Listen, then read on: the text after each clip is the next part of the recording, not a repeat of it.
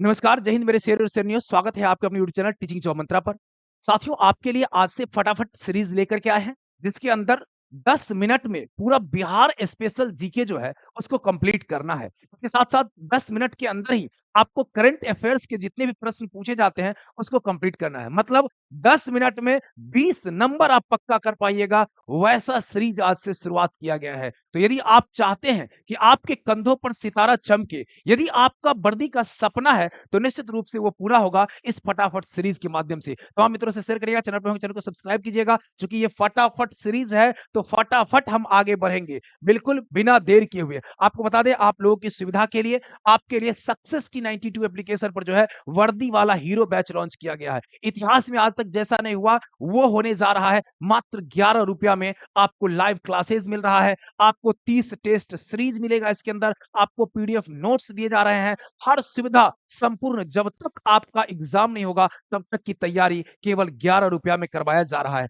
तभी जाइए, ये फोन उठाइए तुरंत और प्ले स्टोर पे जाकर के सक्सेस की 92 एप्लीकेशन को डाउनलोड करिए, और किसी भी प्रकार की कोई अगर जानकारी चाहिए, सहायता चाहिए, इस नंबर पर संपर्क कर सकते हैं। मात्र 11 रुपया में वर्दी वाला हीरो बैच आपके लिए आया हुआ है। अब आइए बात कर लेते हैं आज के सेशन का। जो मूल उद्देश्य है, वो बिहार जीके से परिचय करवाना। मूल रूप से आज बिहार का परिचय करेंगे। आज बिहार दिवस भी है निश्चित रूप से। तो सबसे पहले शुरुआत करते हैं। बिहार के उत्तर में नेपाल है, आप जान रहे हैं। पूरब में पश्चिम बंगाल है, जो आपका दक्षिण है उसके अंदर झारखंड है, और इधर पश्चिम है, तो पश्चिम में क्या है, उत्तर प्रदेश है आपका। ठीक है, अब आपसे प्रश्न यहां से पूछा जाता है कि बिहार की लंबाई जो है पूरब से पश्चिम में कितना है। तो पूरब से पश्चिम की ओर अगर आप देखिएगा, तो पूरब से पश्चिम की ओर 483 किलोमीटर होता है, और उत्तर दक्षिण की ओर जो है 345 किलोमीटर होता है। इसको भी ध्यान रखना है, उत्तर दक्षिण में कम है और पूरब पश्चिम में ज्यादा है, 483 और ये 345। अब देखिए, बिहार का गठन के बारे में जानेंगे। बिहार का गठन फटाफट सीरीज है, इसलिए रफ्तार थोड़ा तेज रहेगा, तो तमाम मित्रों से शेयर करिएगा। और आज के इस सेशन को इतना शेयर आप लोग करिए कि कम से कम आज 5000 सब्सक्राइबर का लक्ष्य है, वो पूरा हो जाए। देखिए, बिहार का गठन, वही मूल चीज सब आपके लिए लाए ही हैं हम, जो आपके एग्जाम में पूछे जाएंगे। बिहार के गठन की घोषणा कब हुई थी? आपको पता होगा, घोषणा 12 दिसंबर 1911 को दिल्ली के शाही दरबार के अंदर किया गया था। उसके बाद स्थापना जो है 1 अप्रैल 1912 को किया गया था इसका स्थापना, लेकिन इसकी अधिसूचना जो है 22 मार्च को जारी की गई थी, 22 मार्च 1912 को। इसीलिए 22 मार्च 1912 को अधिसूचना आया और स्थापना 1 अप्रैल 1912 को हुआ। 1 अप्रैल 1912 से कामकाज शुरू हुआ, और 22 मार्च को चूंकि अधिसूचना जारी हुआ था, इसलिए 22 मार्च से ही हम लोग बिहार दिवस मनाते हैं। उस समय बिहार के अंदर जो है उड़ीसा भी शामिल था और झारखंड भी था, एक बड़ा बृहद क्षेत्र था। लेकिन 1936 के अंदर 1 अप्रैल 1936 को बिहार से क्या हुआ, उड़ीसा कट करके अलग हो जाता है। दिन याद रखिएगा, यानी तारीख याद रखिएगा, 1 अप्रैल 1936 को उड़ीसा अलग हो जाता है। फिर आगे बढ़ जाता है और झारखंड, झारखंड जो है आपको 15 नवंबर 2000 ईस्वी को ये झारखंड भी अलग हो जाता है, जो कि 46% भूभाग जो है, जो बिहार पूरा था झारखंड सहित, उसके 46% भाग जो है चला गया झारखंड के अंदर, 54% भाग रह गया बिहार के अंदर। तो इसके साथ 28वां राज्य बना था अपना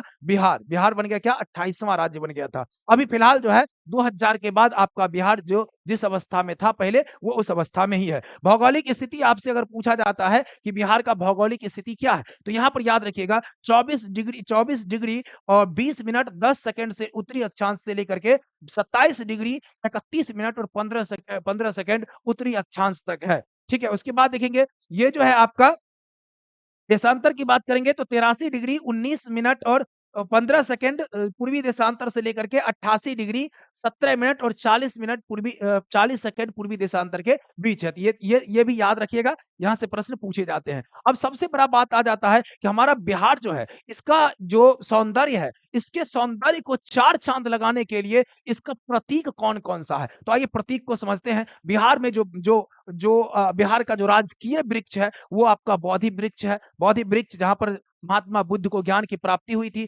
उसके बाद बिहार का पशु जो है, जानते हैं, बैल है। बिहार का राजकीय पशु जो है, ये बैल है। बिहार का राजकीय पक्षी जो है, ये गोरैया है आपका। राजकीय वृक्ष जो है, वो पीपल है आपका। उसके बाद राजकीय पुष्प जो है, वो गेंदा है आपका। राजकीय मछली जो है, मांगुर है आपका। राजकीय गीत भी है, मेरे भारत के कंठहार तुझको सत सत चंदन बिहार, नहीं वंदन विहार। ये उसके बाद देखेंगे यहाँ पर बात करेंगे बिहार की आकृति का। आकृति को ध्यान में रखिएगा, एक-एक चीज़ ये आपको व्हाट्सएप पर चला जाएगा, पीडीएफ आराम से पढ़ लीजिएगा उसको। देखिए आयताकार जो ये इसका जो आकृति है वो आयताकार है, ये इसको याद रखना है। आकृति कैसा है? आयत के आकार का है। क्षेत्रफल जो है इसका वो 94,163 वर्ग किलोमीटर है ये। कितना? 94,163 वर्ग किलोमीटर। आपको याद रखना है कि क्षेत्रफल की दृष्टि से ये 12वां राज्य है। क्षेत्रफल की दृष्टि से क्या है? 12वां, लेकिन जनसंख्या के दृष्टिकोण से तीसरा राज्य है। कितना? तीसरा। आगे बढ़ेंगे हम लोग। देखिए क्षेत्रफल में जो है मात्र 2.86% क्षेत्रफल इसके पास है। कितना? 2.86 पूरे जो भारत के क्षेत्रफल का 2.86। औसतन वर्षा अगर पूछा जाएगा आपसे तो औसतन वर्षा याद रखना 125 सेंटीमीटर औसतन वर्षा होता है। इसकी समुद्र तल से ऊंचाई पूछी जाती है तो 173 मीटर है। कितना? 173 फीट है। 173 फीट है आपका और 53 मीटर होता है समुद्र तल से ऊंचाई। 173 फीट और 53 मीटर होता है। बिहार के अंदर प्रमंडल की बात करेंगे तो 9 प्रमंडल है। कौन-कौन सा है? पटना, सारण, मगध, दरभंगा, तिरहुत, पूर्णिया, कोसी, भागलपुर और मुंगेर। कुल मिला के कितने प्रमंडल है? 9 प्रमंडल है। अगर अनुमंडल की बात होगी 101 अनुमंडल है आपके। प्रखंड कितने हैं? 534 प्रखंड है। कितने प्रखंड है? 534 प्रखंड है। इस बात को भी ध्यान रखना है। लोकसभा की सीट की बात करिएगा तो बिहार के अंदर कितने लोकसभा के सीट है? ये 40 लोकसभा की सीटें हैं और राज्यसभा की सीट जो है यहाँ पर अपना 16 राज्यसभा का सीट है। यहीं पर बात करिएगा जो लोकसभा का सीट है यहाँ पर 40, तो इसमें अनुसूचित जाति के लिए कितने हैं? तो 6 गो सीट जो है अनुसूचित जाति के लिए है। 6 सीट कौन-कौन सा है ये भी याद रखिएगा। गया, हाजीपुर, समस्तीपुर, गोपालगंज, जमुई और सासाराम। ये 6 जो सीट है, ये 6 के 6 सीट हैं अनुसूचित जाति के लिए, अनुसूचित जनजाति के लिए, आपका एससी के लिए है यहाँ पर। विधानसभा की सीटों की अगर बात करेंगे तो 243 सीटें हैं बिहार के अंदर। कितनी सीटें हैं? 243, 243 सीट जो है ये आपके बिहार के अंदर है। इस बात को ध्यान रखना है। वही कुल जनसंख्या की अगर बात करेंगे तो कितना है? 10 करोड़। 10 करोड़ है आपका जनसंख्या, याद रखेंगे 10 करोड़। इससे ज्यादा जनसंख्या महाराष्ट्र का है, उससे ज्यादा जनसंख्या किसका है? उत्तर प्रदेश का। उत्तर प्रदेश का लगभग 19 दशमलव कुछ करोड़ है, मतलब 20 करोड़। जो ये जो चल रहा है 2011 के जनगणना के अनुसार, ये नहीं कहिएगा जो पूछा जाता है फैक्ट्स एग्जाम के अंदर वो 2011 के जनगणना के अनुसार चलता है। अभी बिहार का जनसंख्या जो है लगभग 14 करोड़ हो गया होगा, 13 करोड़ हो गया होगा। ये 13 करोड़ जो हो गया है तो 13 करोड़ के अंदर जो बात करेंगे तो ये एक्चुअल फैक्ट्स नहीं निकल करके आया है। जब तक जनगणना नहीं होगा, जब तक सार्वजनिक नहीं होगा, तब तक मान्य नहीं होगा। तो ये 2011 के अनुसार ही आपसे प्रश्न पूछा जाता है। भारत की कुल जनसंख्या का कितना प्रतिशत है? 8.6%। देखिए जमीन में कितना था? 2.86 था और यहाँ कितना है? 8.6% जो है आपका क्या है? ये इसके पास जो है जनसंख्या है 8.6%। जनसंख्या की अगर 10 की वृद्धि अगर देखेंगे जो 2001 से 2011 के बीच हुआ है तो लगभग 25.1% की वृद्धि हुई है। इस बात को ध्यान रखना है और इसमें 10 की वृद्धि दर में 6वां स्थान पर है इसको। अब देखिए जनसंख्या की औसत वार्षिक वृद्धि जो 2001 से 2011 के बीच हुई है तो लगभग 2.54% जो है औसत वार्षिक वृद्धि हुई है। औसत याद रखना इस बात को। अब यहाँ से आइए सर्वाधिक जनसंख्या वाला जिला कौन सा है? बिहार के अंदर आप जान रहे हैं 38 जिले हैं और 38 जिलों के अंदर जो सबसे ज्यादा जनसंख्या वाला जिला है वो कौन सा है? अपना पटना जिला है। सबसे ज्यादा जनसंख्या वाला पटना। और कितना जनसंख्या है? ये 58,38,465 अकॉर्डिंग टू 2000 कितना 11 2011 के जनगणना के अनुसार। न्यूनतम जनसंख्या वाला जिला जो है शेखपुरा है, मात्र 6,36,342 है आपका। क्षेत्रफल की दृष्टि से सबसे बड़ा जिला कौन सा है? पश्चिम चंपारण। सबसे बड़ा क्षेत्रफल में कौन सा है? पश्चिम चंपारण। इस बात को आपको बिल्कुल ध्यान रखना है। तो पश्चिम चंपारण क्या हो गया? क्षेत्रफल के दृष्टिकोण से सबसे बड़ा जिला हो जाएगा। आगे बढ़ेंगे देखिएगा क्षेत्रफल की दृष्टि से सबसे छोटा जिला कौन सा है? शिवहर है। शिवहर सबसे छोटा जिला है। इस बात को ध्यान रखना है। देखिए एकदम ऐसा सीरीज है, एकदम जो एग्जाम के अंदर छपते हैं प्रश्न, ठीक उसी चीजों को हम लेकर के आए हैं और पूरा फैक्ट्स के साथ लेकर के आपके सामने आए।